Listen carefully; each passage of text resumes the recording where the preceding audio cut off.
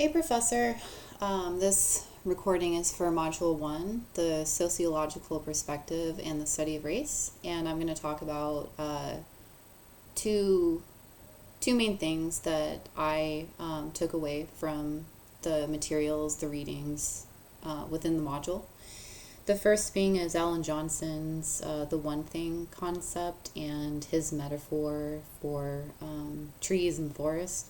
So there's a bunch of individuals that are trees, and we group together, and then it makes up the forest society, and how we influence each other. It's like a circle that constantly, impacts each other's lives. For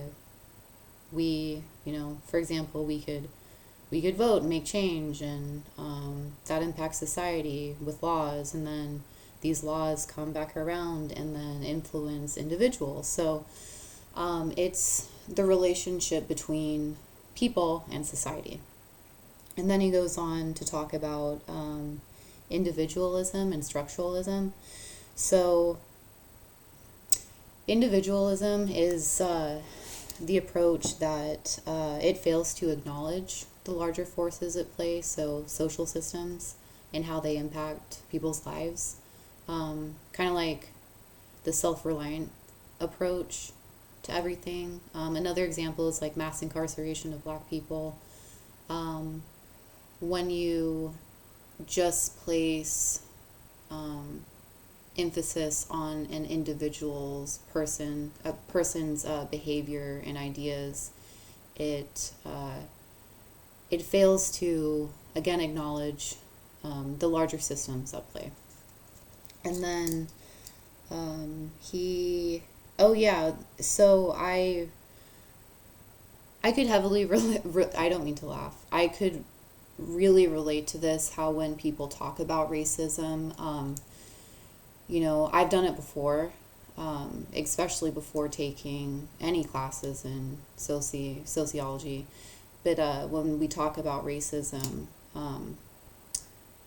I wasn't educated, and I guess I would just repeat whatever my parents say. So, I'd question, are we still a racist society? And my parents would say, no, that all ended with the civil rights era, but that's not true. And just basically that when we mention racism, people build a wall, defense mechanism, because they identify with American culture, and but they forget that it's, how do you put it? They fail to acknowledge that they're not the system, and the system isn't them. So again, it's not that you're racist, it's the fact that the social systems are still indeed pretty racist, and well, very racist. It's very prevalent, and it's not about you. They kind of think individually. It's more than that, and again, they need to understand that there's larger forces at play. And the other really cool thing that it took me a while. I had to go back and replay the video that you showed us on race. Like, I understand race is a social construct. There's no biological basis for race, so then it rejects the myth that you can place skin color as what did I put? Skin color. The myth that skin color determines, people's behaviors and ideas and like worth ethic and things like that, or like criminal behaviors. It has nothing to do with that. So in the video, it said that 80 to 90% of genetic variation is within populations and not between them. So again, another way to put that is there's more diversity within racial groups than between them. So me and my friend Nicole, who's white, we probably do have more genetic variation, less in common than I could have with my black friend Jasmine. So that was a really cool concept to grasp and understand.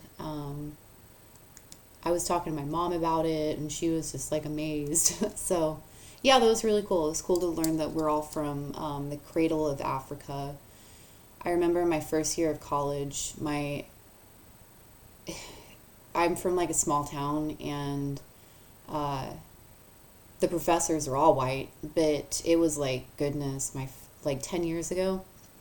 And one of my history teachers was trying to teach us the concept that like uh, people kind of like evolved from like every different continent, and that we weren't all from Africa. So again, it was cool to find out that we are. We're all, we have. There's no basis to put us in like subspecies groups. It's just ridiculous. So that was really cool to understand.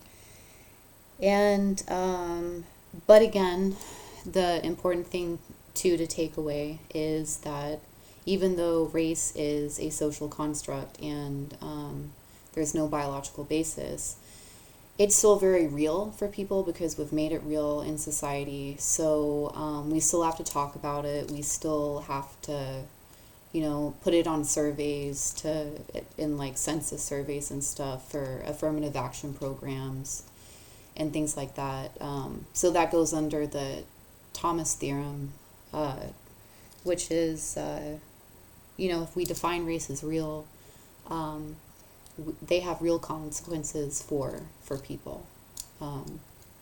Yeah, so again, it was this was like the most important module.